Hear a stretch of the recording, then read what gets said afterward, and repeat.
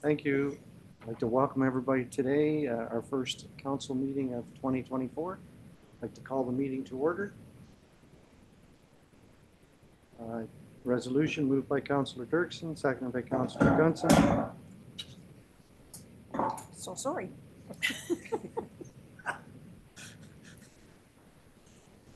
Moved by Councillor Dirksen, seconded by Councillor Gunson, that the council receives the closed session report regarding advice that is subject to solicitor-client privilege and personal matters about an unidentifiable individual, and further that council approves the confidential direction given to staff. All in favor of that motion? Second thing, we've already asked for pecuniary interest and there's been none declared, so we're going to move into our regular council meeting. Resolution moved by Councillor Botkovich, seconded by Councillor Zimmerman, that the minutes of the Town of Minto, December 19th, 2023, closed session meeting, and December 19th, 2023, regular council meeting be approved. All in favor of that motion? That's carried. Thank you. Moved by Councillor Dirksen, seconded by Deputy Mayor Anderson, that the Town of Minto Council convenes into Committee of the Whole. All in favor of that motion? It's passed. Thank you. We have no public meeting today, but we do have a delegation. We have Luke Hartung here this afternoon from the Minto Farmers Market, and we're going to go through a year review. So, Luke, if you don't mind stepping up to the mic and stating your name, this is old hat for you. You've been here numerous times, so thank you for coming, and the floor is yours. Thank you, Council. So I'm on the Minto Farmers Market Committee. Have been for a number of years now, since the beginning in 2011, I think it was. So we had another successful year once again, which is great. This is the first kind of full post-COVID year, so that was kind of nice, back to no COVID restrictions. We have a bit of a presentation put together, which was done by Erin. She's a great help to the market, and we appreciate everything she does for us.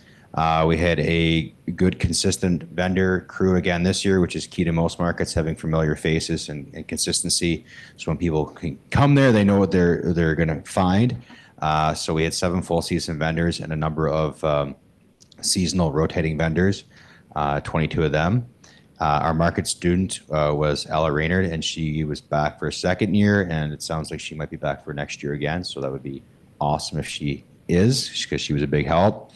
You can move on to the next slide there. And we've really tried to focus on our social media aspect of advertising. It provides a huge audience for well, it's not, I guess, free, but it is free to get on, but certainly it takes someone to manage it, and that is done by Erin and I believe Ella as well, and they've done a great job of that to getting the word out, what's going on and what people can find each week at the market. We focused on promoting as well in various avenues, mostly local newspapers and advertisements and even radio. And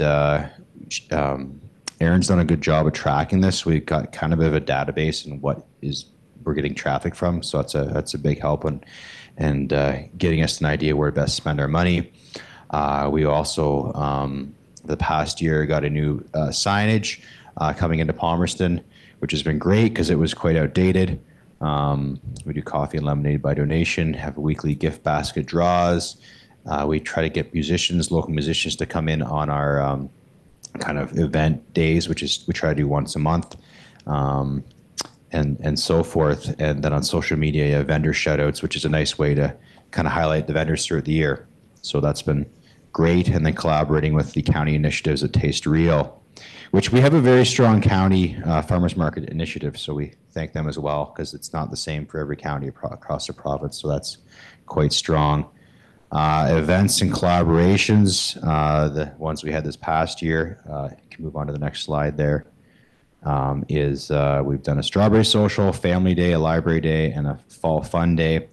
All events we've done for a couple of years, and plan on doing them again in 2024. And the other ones is our trivia nights, which is our main fundraiser. We're doing it again for this coming season, starting at the end of the month at the Palmerston Legion. We try to make a donation every year to the Palmerston Heritage Railway Museum, which we have the market at. And then we run a corn eating contest at the Palmerston Fair, which isn't really a money event, but it is a lot of cheap entertainment. If you've never been, come on out. And then providing free market space for the SSUP program. We acknowledge Canada Food Day, which it's usually in July, if I remember correctly.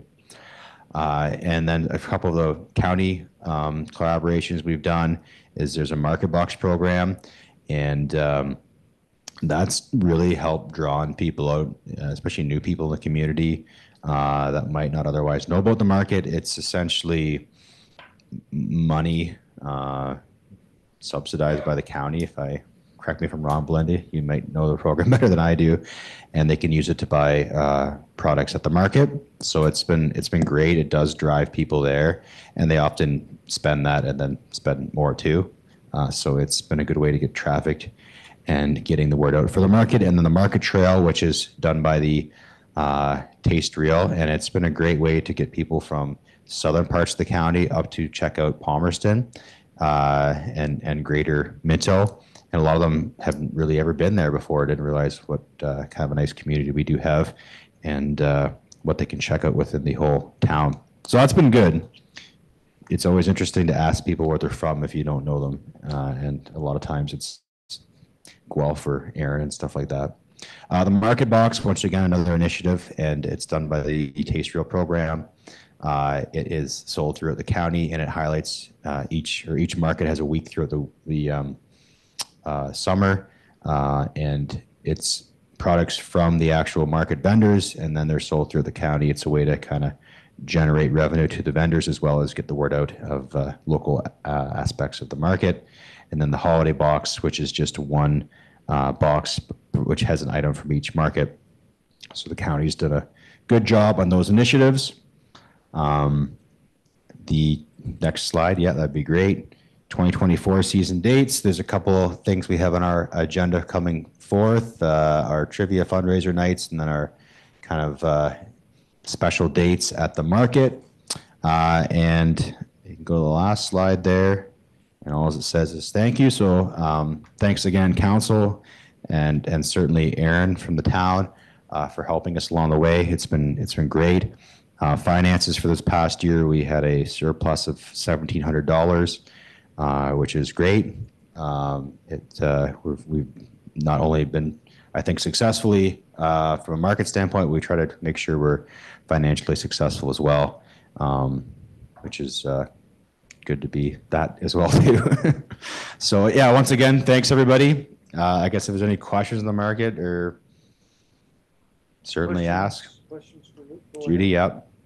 Councillor Dirksen? Thank you, Mayor Turton. Just a question about the market box and the holiday box. Yep. How are they delivered? Or who looks after So that part? the market boxes are picked up at the Palmerston Arena, correct? Yeah, Belinda, you better take the floor in this one.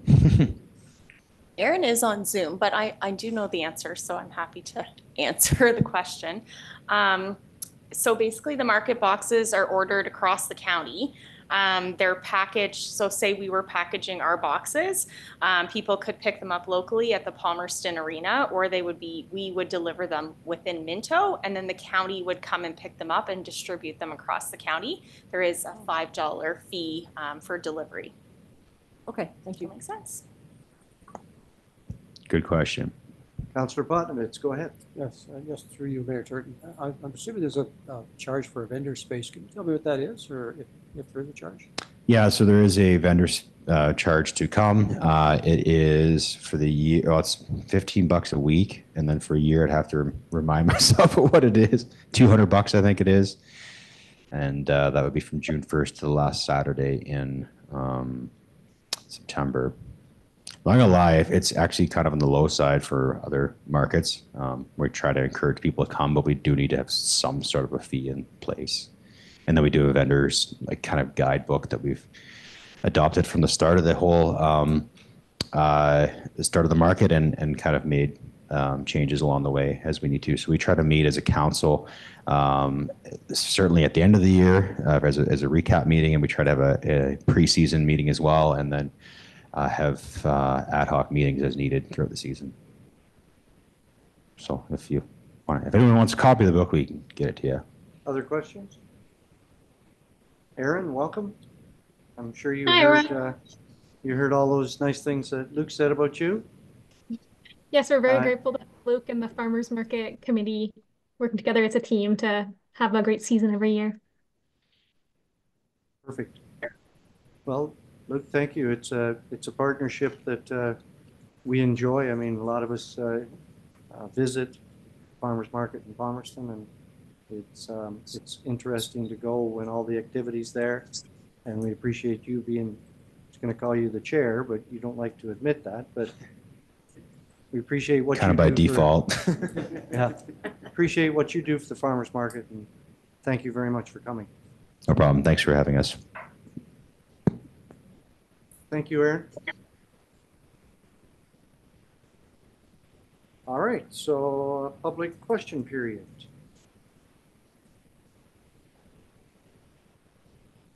So we have correspondence. I have a motion by Councillor Elliott, seconded by Councillor Gunson, that the council receive the correspondence as information. We have 5 items.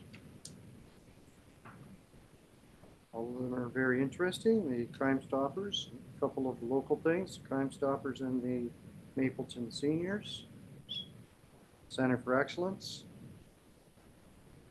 If there's anything that anybody wants to talk about in reference to this, if not, I'm going to call the question. All in favor of accepting the correspondence?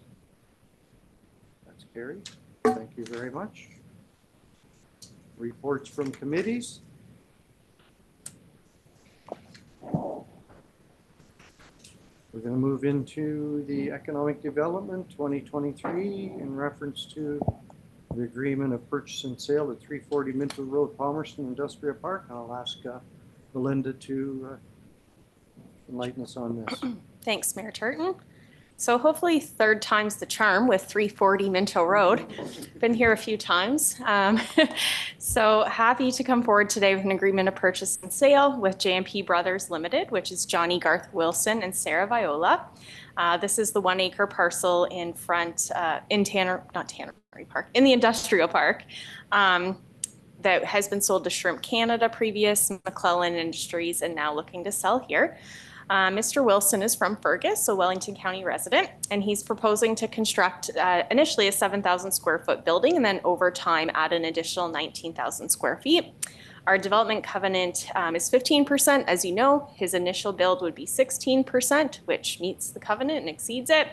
And then over time would max out at the 60% lot coverage, so that's great. Their plan is an industrial plaza with smaller units, 1,000 to 2,000 square feet. 4 of them are potentially already used, with him using 2 of those units. And as noted in my report, he does a lot of work for the County of Wellington and Guelph nonprofit housing, as well as doing his own building of sliding closet doors, kitchen cabinets, doors, and some retail kitchen cabinets. They employ 16 people in the trades, and as this is built out, obviously more workers will be on site.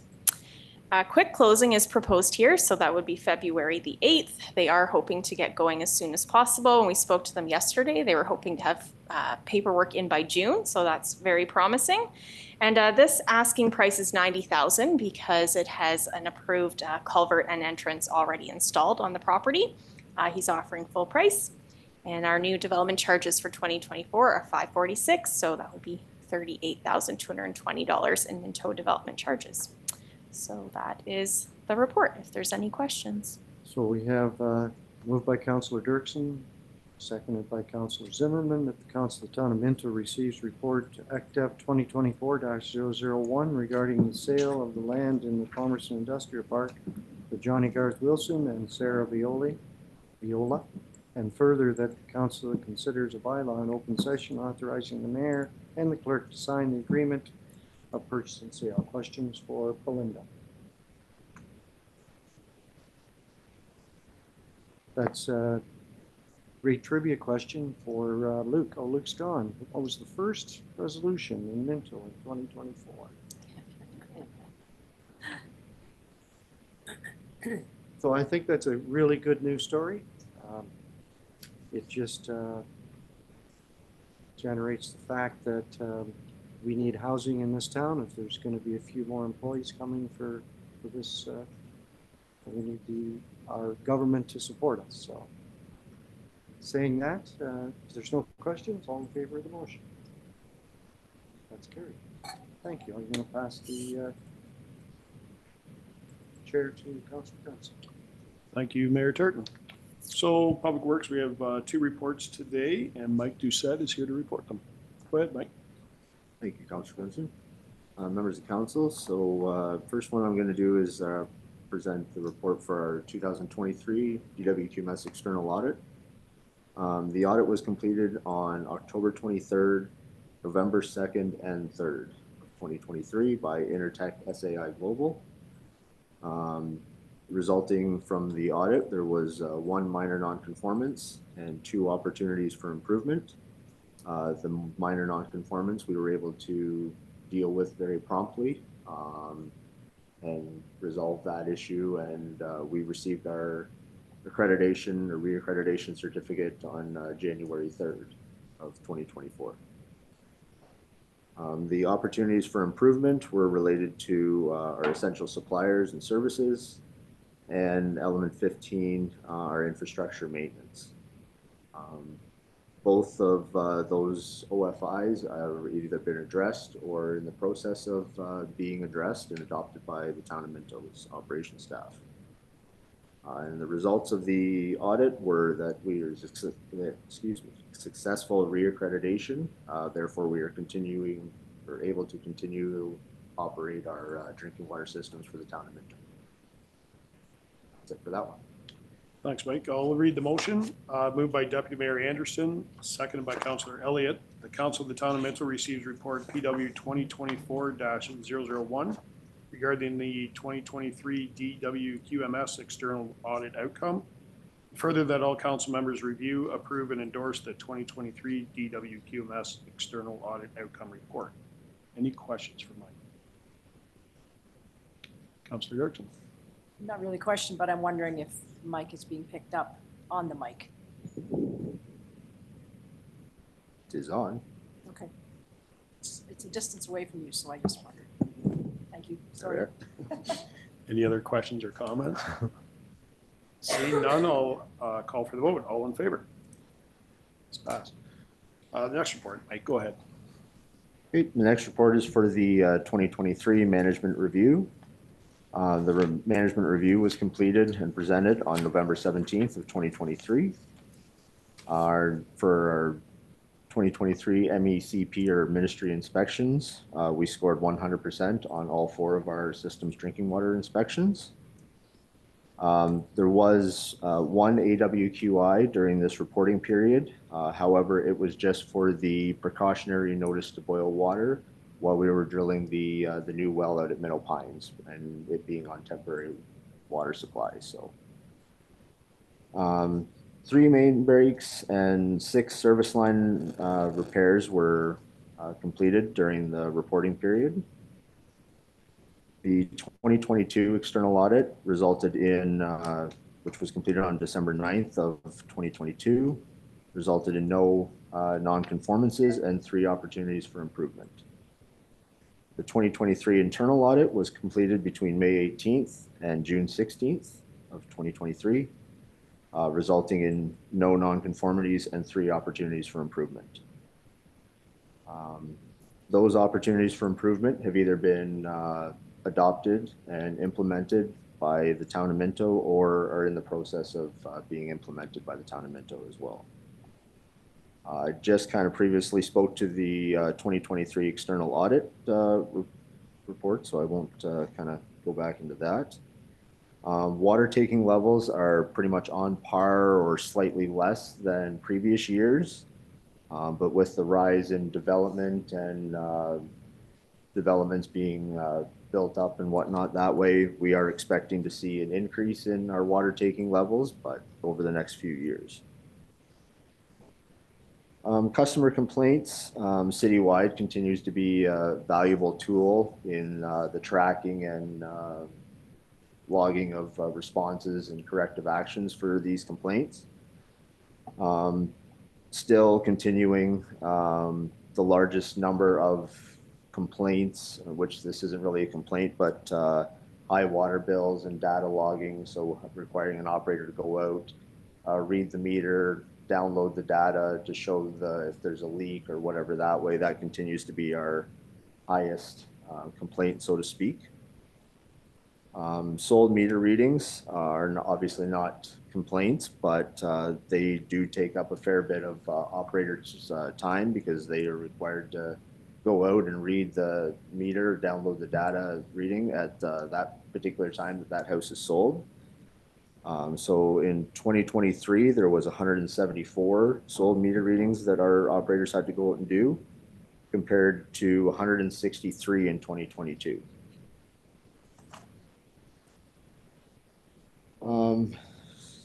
Arsenic continues to be sampled quarterly in the town of Clifford, but still remains below the ministry's regulated maximum acceptable concentration. In general, we're sampling iron, sodium, manganese, and whatnot continued from last year to kind of build more of a trend for those different types of parameters, because those normally are not required to be sampled. They're only required to be sampled every 5 years. So to develop and build a trend on that timeline is hard to do. So we've been continuing to do that more frequently. The Minto Pines new well. Unfortunately, for our projected timeline, we were hoping that we were going to be all wrapped up and connected and online by the end of 2024, but due to paperwork, we've now had it pushed to the spring of 2024 for commissioning and putting that system online. Our new standby natural gas generators at all of our water towers have been installed and online and commissioned. And some key developments in Minto, the Maitland Meadows subdivision continues, or is now being houses built on it or whatever that way. So that subdivision is now going to grow pretty quickly, I believe. And the Trestle Bridge subdivision on the old rail lands there in Harriston is, as everybody can see, being built up pretty quickly and whatnot that way. So hope to have residents in there now or whatever. And the last thing, just to reiterate that our chemical, like a lot of things these days, our water treatment chemicals have gone up considerably in the last 2 years. Since the January of 2022, the price has increased 101.5% for our chlorine, which is the key chemical that we use to treat the water to distribute to the customers. And that is it. Perfect. Thank you, Mike. I'll read the resolution. Moved by Councillor Zimmerman, second by Councillor Punwitz. Council of the Town of Minto receives report PW 2024-002 regarding the 2023 DWQMS Management Review and the Management Review Meeting Outcome Report. And further, that all council members review, approve, and endorse the 2023 DWQMS Management Review and the Management Review Meeting Outcome Reports. Any questions for Mike?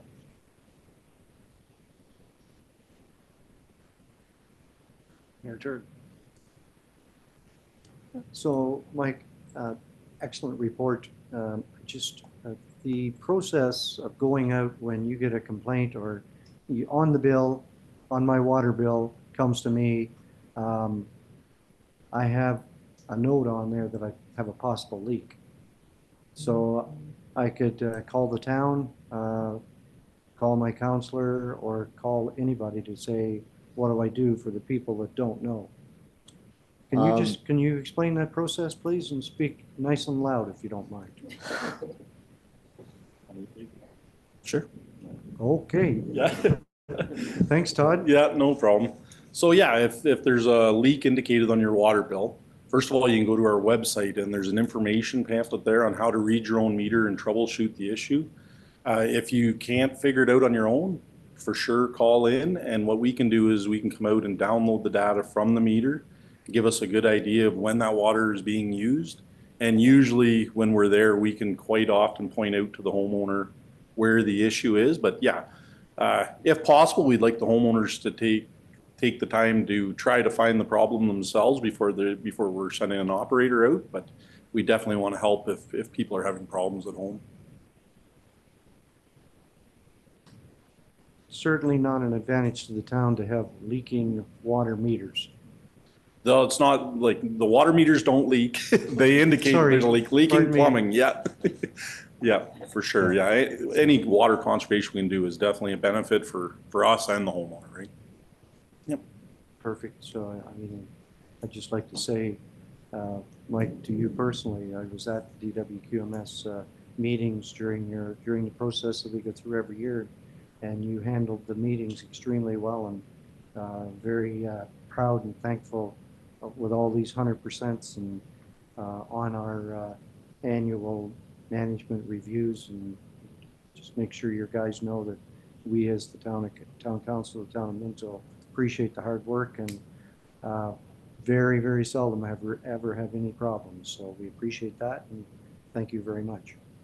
Thank you. I will be happy to relay that on to our team. Thank you. Any other questions? Seeing none, I'll call for the vote. All in favor? Thank you, that is passed. Thanks, Mike, for all your hard work. I'm going to pass the chair to Councillor Dirksen. Thank you, Councillor Gunson.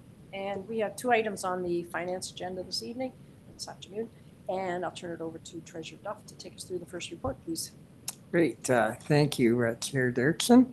As noted, we have a couple of our usual early year reports and bylaws, and in fact, this one will be bylaw number 1. So it's our interim tax bylaw, and this gives us authority to issue the interim bills and keep things on track for the first part of the year.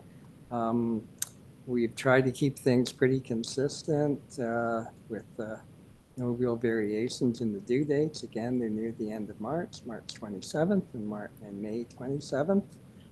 We have lots of options. You can pay them quarterly or 2 monthly installments as well. This will keep things consistent and hopefully predictable for our ratepayers. Again, if there's any extra charges, such as a tile drain loan or something, that'll show up on the final bill. The interims are just based on 50% of last year's. So, any questions? Okay, does anyone have any questions for the treasurer? So basically these, the tax payment that's due in March and in May is 25% of 2023's Exactly. tax bill then, Yep. right? Yep. All being equal, no adjustments for anything. Sure. Else. Yep. Okay. I'll read the recommendation. The Council of the Town of Minto receives report finance 2024-001 regarding the 2024 interim tax levy bylaw. And the Council of the Town of Minto considers passing the related bylaw in open session. And I forgot to tell you that that was moved by Councillor Gunson and seconded by Deputy Mayor Anderson. All in favor? Thank you. That carries. Okay, and on to the second report, please. Great. So this is our temporary borrowing authorization. Again, we don't like to use this, but we have it there just in case of emergency. And it's a prescribed formula. It's based on 50% of the annual revenue predicted from January to September and 25% of the October to December amount too. And this is something that we always pass on to our banker and have everything in place. And these are for operating expenses if it actually happens. So barring any unintended consequences, we should be okay, but we have the legal authority. So again, About how often do we, how often do we need to do that? In 25 we, years of we the town have of Minto, never done it. we've never done it. We've Okay. never done it. I sort of thought. But that's it is a what requirement to have the borrowing It's a in requirement place. to have it, and it's there as a safety just in That's right. case. Okay, perfect. So I read the recommendation moved by Councillor Elliott, seconded by Councillor Zimmerman. The Council of the Town of Minto receives report Finance 2024-002 regarding the 2024 temporary borrowing bylaw, and that Council of the Town of Minto considers passing the related bylaw in open session. Are there any questions for the treasurer? Okay, seeing none, I'll call the question. All in favor? Thank you, that carries. And I'll turn the chair, thank you, Treasurer Duff, and I'll turn the chair back to Mayor Turk. Thank you, Councillor Dirksen. I'll turn it back over to you because we're at announcements, and we'll let you go first, if you don't mind. Okay. Well, several of us attended the Fire and Ice event in Palmerston on New Year's Eve. It's very well attended by, would hundreds cover it of people, or hundreds, would it go into 1,000? I don't know. There was a whole lot of people there anyways. And yeah, it was a very nice evening.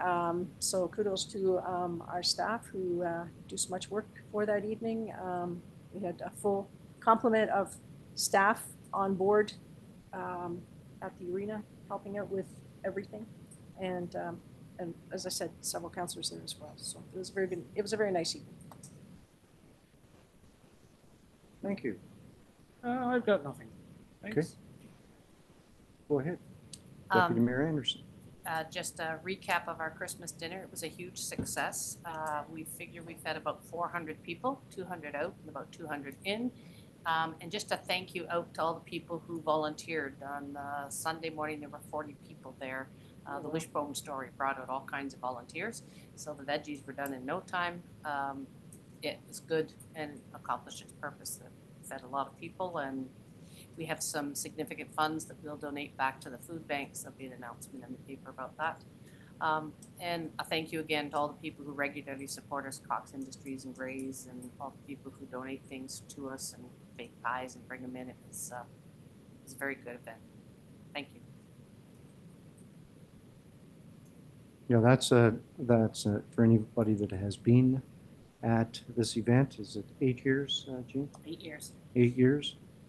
It keeps growing every year, and the organization by the Anderson family, it's heartwarming just to see the number of people that are there and the number of people that are helping, and you know, the bags lined up at the door and the people coming in to deliver the baskets and the meals and stuff. And same thing every year. The organization, this town and this area owes a great amount of gratitude to the Anderson family. So. Thank you. It's our pleasure. Most Thank of the you. time. I'm sure there's hiccups. There's the odd hiccup. Yeah, but you work your way through them and you're smiling at the end, and that's the important part. Councillor Elliott. I have nothing. Unbelievable, eh? Councillor Potowitz. I have nothing as well. Councillor Gunson. I will actually follow the trend. I have nothing. So I'd like to, same thing as Councillor Dirksen has said, the Fire and Ice is an amazing evening. People come from far and wide for that, and kudos to our staff putting that all together, taking time on New Year's Eve to come out and do things for the betterment of our community. The number of people that couldn't believe that it had not been there before. Some of us were standing at the door welcoming people and passing out brochures and stuff, and people didn't realize what they were coming to, but they came and had an amazing evening.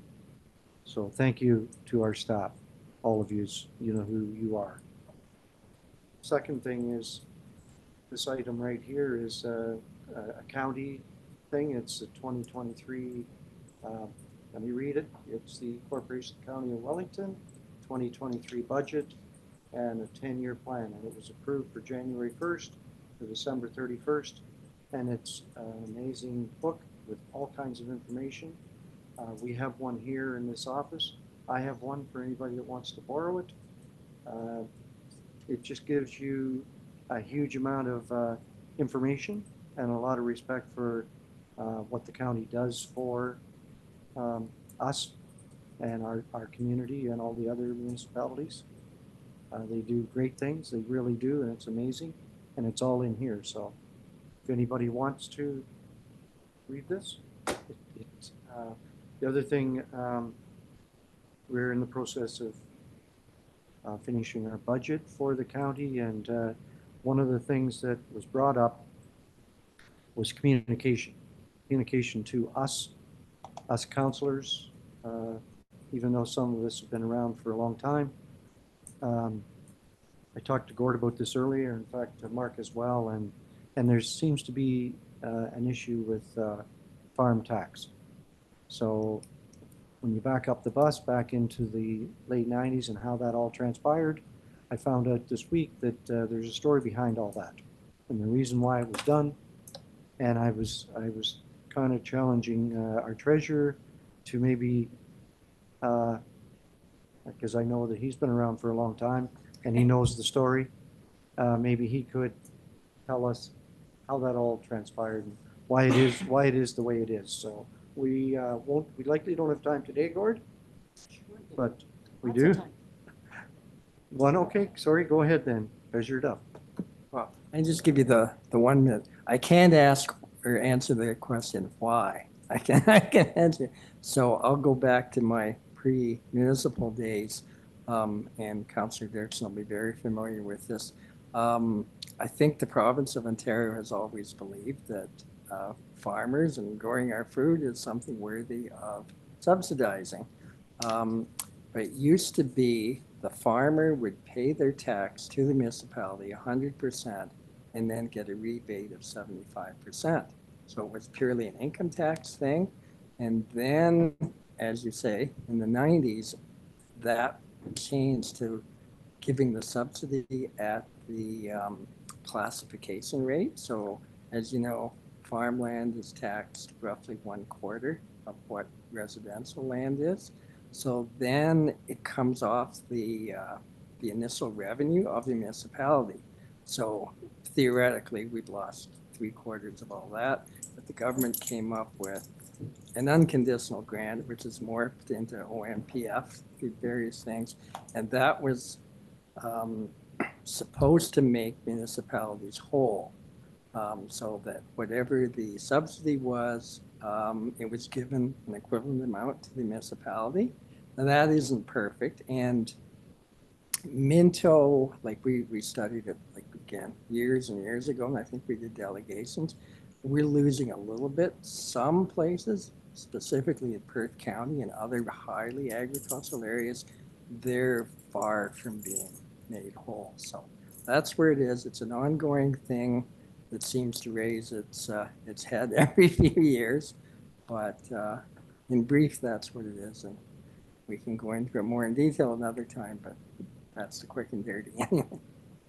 So I think that, thank you for that, Gord, that ugly word about being made whole, that was used 30 years ago as well. And with the Bill 23 and DC charges, the government today, that was one of their big promises, that any DC charges that the municipalities lost, they were going to make it whole. And that's, we haven't seen that yet.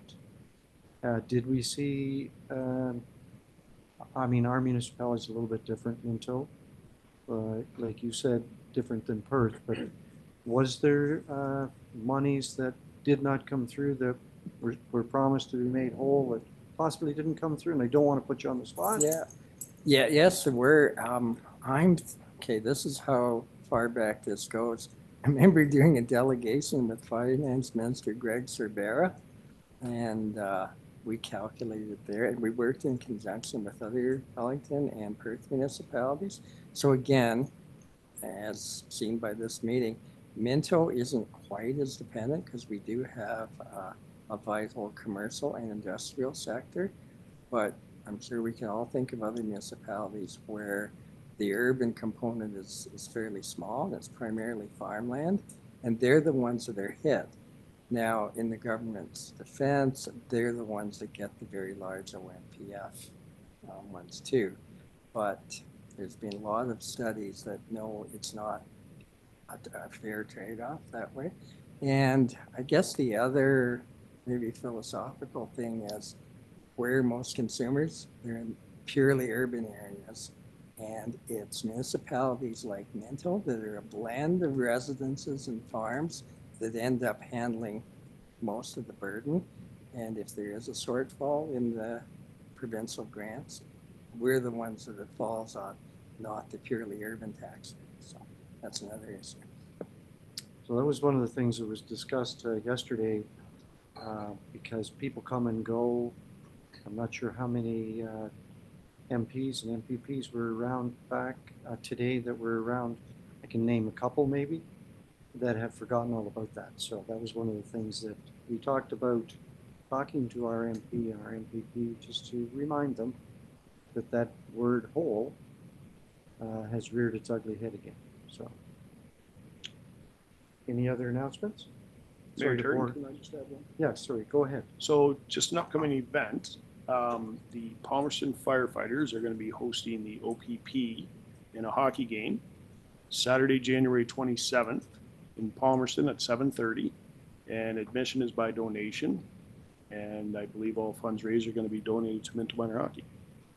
So, want to watch some good hockey? I don't know if it'll be good or not. Will it be good, Chris? It'll be hockey. Might be a few- Oh. 1-2 carries them. Might be a few fights, but So how can we advertise that and get the word out? Oh, I guess you just did. it's on Facebook. Okay. All right. Anything else? Okay, thank you. I have a resolution by Councillor Dirksen, seconded by Deputy Mayor Anderson, that the Committee of the Whole convenes in regular council. All in favor of that motion? It's carried. Thank you. Notices of motion. Anything under that? We have a resolution moved by Councillor Johnson, seconded by Councillor Potnovitz, that the Council of the Town of Minto ratifies the motions made in the Committee of the Whole. All in favor of that motion? That's carried. Thank you. Bylaws, moved by Councillor Zimmerman, seconded by Deputy Mayor Anderson, that bylaw 2024-001, 2024-002, 2024-003 be read a first, second, and third time and passed in open council, seal the corporation. All in favor of the motion? It's carried. Thank you. Moved by Councillor Elliott, seconded by Councillor Zimmerman, that bylaw 2024-004 to confirm the actions of the council of the corporation of the town of Minto affecting a meeting held January 9th, 2024 be read a first, second, and third time, passed in open council, sealed with the seal of the corporation. All in favor of the motion? Carried. Thank you. Adjournment. Councillor, moved by Councillor Potnovitz, seconded by Councillor Gunson. Council of the Town of Minto adjourns to meet again to call the mayor. All in favor of the motion? That's carried. Thank you very much.